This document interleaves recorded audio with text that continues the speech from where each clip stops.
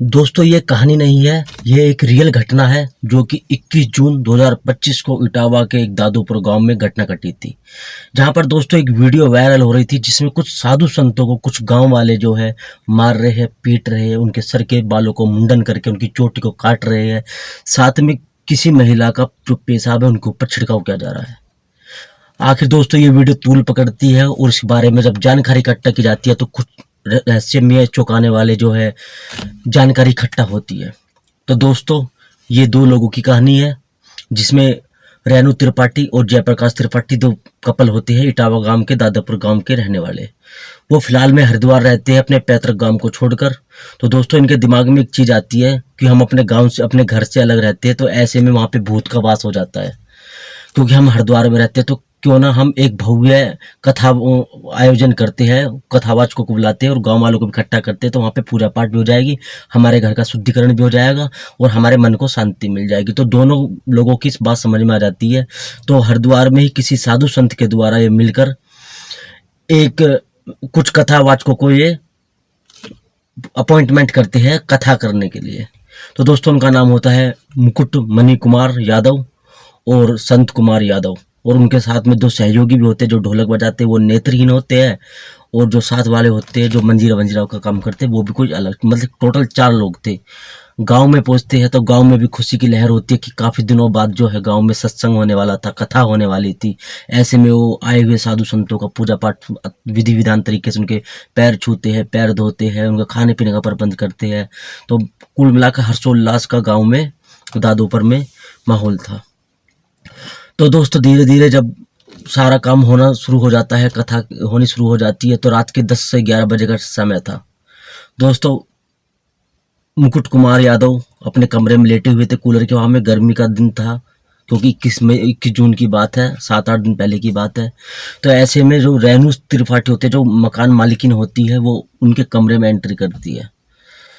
तो उनके कमरे में एंट्री करती है तो वो उनसे पूछते हैं कि महाराज जी आप ठीक ठाक हो, आपका हाल चाल ठीक ठाक है, किसी प्रकार की कोई परेशानी तो नहीं है। तो ऐसे में जो संत मुकुट कुमार यादव थे वो उनसे बहकी बहकी बात करने लगते हैं, ऐसा कहना है रेणु त्रिपाठी का, ठीक है।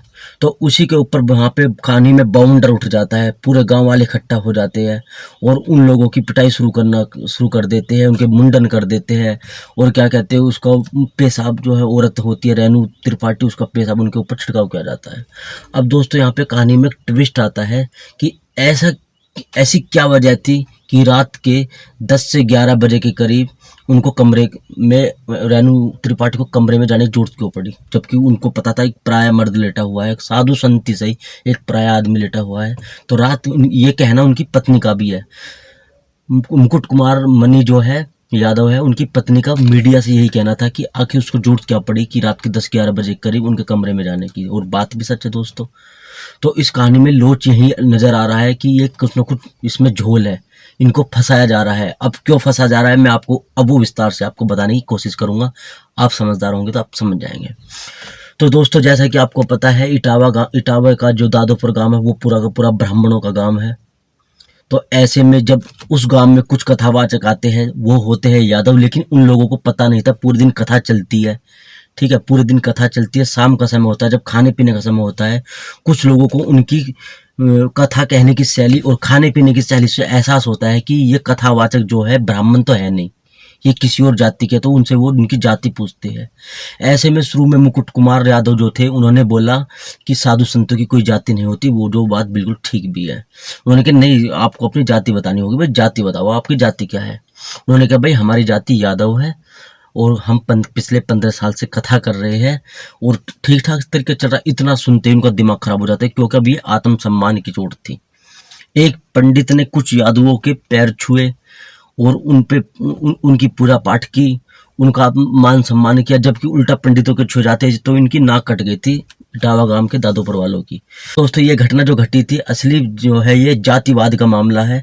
यहाँ पे यादव कथावाचक जो इटावा गांव के दादापुर में आए थे, तो उनके द्वारा जो कथा कही गई थी, उनके द्वारा जो मान सम्मान पंडितों ने दिया था, तो यहाँ पे उल्टा हो गया। तो उनको लगा कि दुनिया तो हमारे पैर छूती है और हम यादवों के पैर छूएंगे। तो इस वजह से उन्होंने उनके साथ में मारपीट की, उनकी चोटी काटी, ठीक है, उनके ऊपर मूत का छिड़काव किया। लेकिन जैसे ही अगले दिन ये वीडियो वायरल होती है, अब ये मामला तूल पकड़ लेता है कि ये तो जातिवाद का सिस्टम है। अब उन लोगों को, इटावा वालों को ये मामला जो गंभीर लगता है। उन्होंने सोचा भी ये तो मामला फंस गया बहुत तगड़ा वाला, अब इसको दूसरा एंगल कैसे दिया जाए। तो उन्होंने एंगल जोड़ दिया ये कि पूरे दिन कथावाचक उनकी औरतों के साथ छेड़खानी करते हैं और रात को ऐसा कर दिया। अब इसमें बात निकल के आती है, जब वो पूरे दिन तुम्हारे साथ और तुम्हारी औरतों के साथ छेड़खानी कर रहे थे तब तुम कहाँ थे?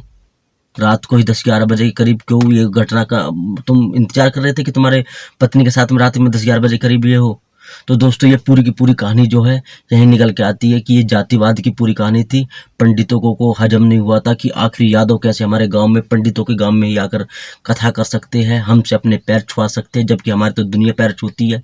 तो दोस्तों ये छोटी सी घटना थी। आपको कैसी लगी? वीडियो अच्छी लगी तो वीडियो को लाइक करें, चैनल को सब्सक्राइब करें। मिलते हैं किसी नेक्स्ट वीडियो में।